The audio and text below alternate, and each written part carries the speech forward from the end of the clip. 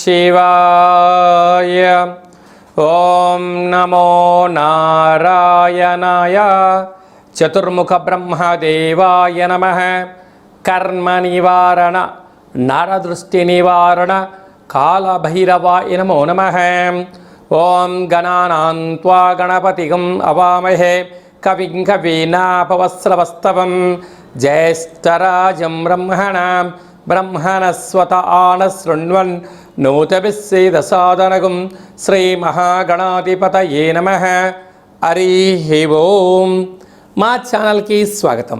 చూస్తున్న వీక్షకులకు ప్రేక్షకులకు ప్రియ కాళభైరవ భగవద్బంధులకి స్వాగతం పలుకుతూ మమ్మల్ని ఎంతగానో ఆదరిస్తూ ఉండబడినటువంటి ప్రియ సోదర సోదరీమణులకు, జ్యోతిష్ అభిమానులకు, సనాతన ధర్మ సంరక్షకులకు అందరికీ కూడా అందరికన్నా ముందుగా వినాయక చవితి పండగ శుభాకాంక్షలు.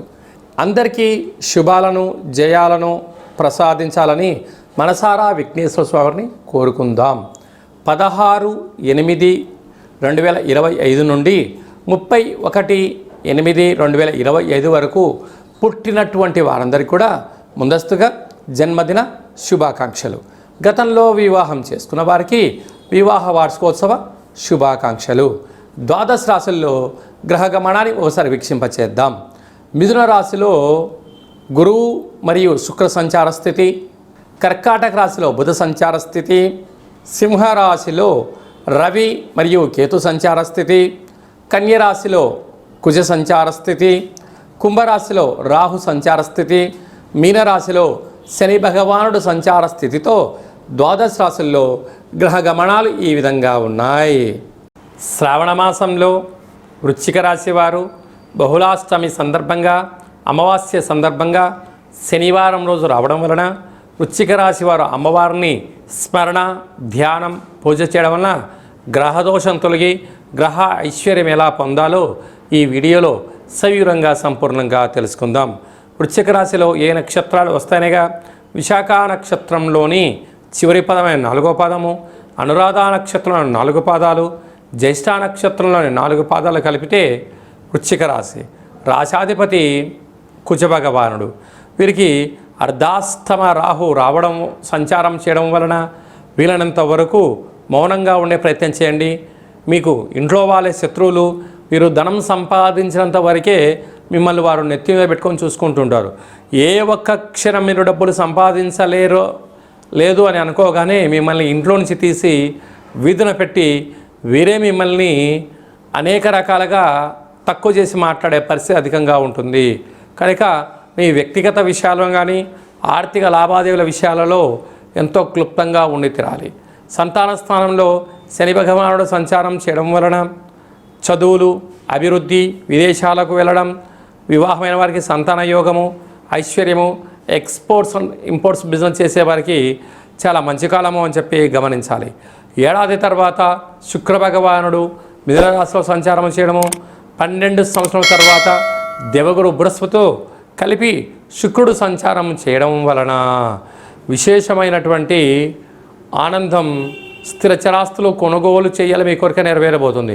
కాకపోతే ఆ యొక్క కొనుగోలు విషయంలో పత్రాలు, లావాదేవీలు, డాక్యుమెంట్స్, సెకండ్ రిజిస్ట్రేషన్ కానీ అదేలా ఇబ్బందులు ఉన్నాయా అని చెప్పి 1కి 10 సార్లు చూసుకోవడం చాలా అవసరం అని చెప్పి గుర్తుపెట్టుకోగలగాలి. భాగ్యస్థానంలో బుధుడు సంచారం చేయడం వలన ప్రేమికులు చాలా జాగ్రత్తగా ఉండాలి. భార్యాభర్తల అన్యోన్యత చాలా అవసరం. పార్ట్నర్షిప్ వ్యవహార కార్యక్రమాలు చేసే వారందరూ కూడా నమ్మకంతో ముందుకు వెళ్ళగలిగితే మంచి లాభాలు వచ్చే పరిస్థితి అధికంగా ఉంటుంది. రాజ్యస్థానంలో ఏడాది తర్వాత రవి భగవానుడు సింహరాశిలో సంచారం చేయడం వలన స్థిరాస్తులు, చరాస్తులు, అభివృద్ధి, రాజకీయాలు, సేవా రంగాలు, అనేక రంగ కార్యక్రమాల్లో అనంతమైన ఆదాయము మీ సొంతం కాబోతుంది.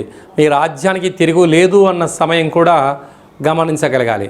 అలాగనే ఏకాదశంలో కుజ భగవానుడు సంచారం చేయడం వలన భూములు, పెట్టుబడులు, ఆదాయము, షేర్లు, అనేక రకాల వాటిలో అనంతమైన సంపద కూడా మీ సొంతం కాబోతుంది. ఇలాంటి కాల సమయంలో అమ్మవారికి ఎరుపు రంగు వస్త్రాలతో అలంకారం చేయడము, ఎరుపు రంగు పూలతో అర్చన చేయడము, ఎరుపు రంగు కుంకుమతో అర్చన చేయించి ఆ కుంకుమను లలాటంపలో పైన కంఠంపైన ధరించడం వలన ఐశ్వర్యం, ఆనందం వృశ్చిక రాశి వారి సొంతం కాబోతుందని చెప్పి గమనించాలి. ఆగస్టు నెలలో ద్వితీయార్థంలో ముఖ్యమైనటువంటి పండగల గురించి క్లుప్తంగా, సవివరంగా, సంపూర్ణంగా తెలుసుకుందాం. 16వ తారీఖున శ్రావణ మాస బహుళ అష్టమి శనివారము భరణీ నక్షత్ర సందర్భంగా కాళభైరవ స్వామివారికి స్మరణ చేసుకొని లక్ష్మీదేవి అమ్మవారిని అష్టోత్తరం చెప్పుకొని కూష్మాండ దీపాన్ని వెలిగించడం వలన గృహంలో లక్ష్మీదేవి నిత్యము సంచరిస్తుందని చెప్పి కూడా గమనించాలి.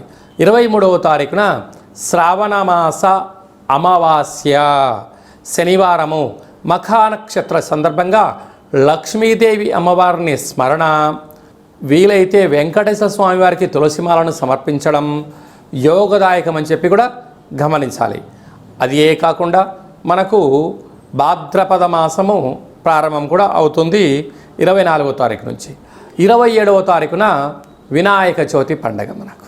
కనుక మనమందరము కూడా ఈ సంవత్సరము ఎన్నడూ లేనటువంటి విధంగా విఘ్నేశ్వర స్వామి వారికి ఇష్టమైనటువంటి బుధవారం రోజు రావడం, విఘ్నేశ్వర స్వామి వారి యొక్క జన్మ నక్షత్రమైనటువంటి హస్తా నక్షత్రంలోనే ఈ సంవత్సరము వినాయక చవితి ప్రారంభం అవుతుంది. కనుక మనమందరము కూడా మట్టి గణపతిని పూజ చేద్దాం, పర్యావరణాన్ని కాపాడుకుందాం, కలుషితం లేని చెరువులను కాపాడుకుందాం, భావితరాలకు మంచి చెరువులను, కుంటలను అందజేసే మానవ ప్రయత్నం చేద్దామని మనసారా మనం కూడా కోరుకుందాం.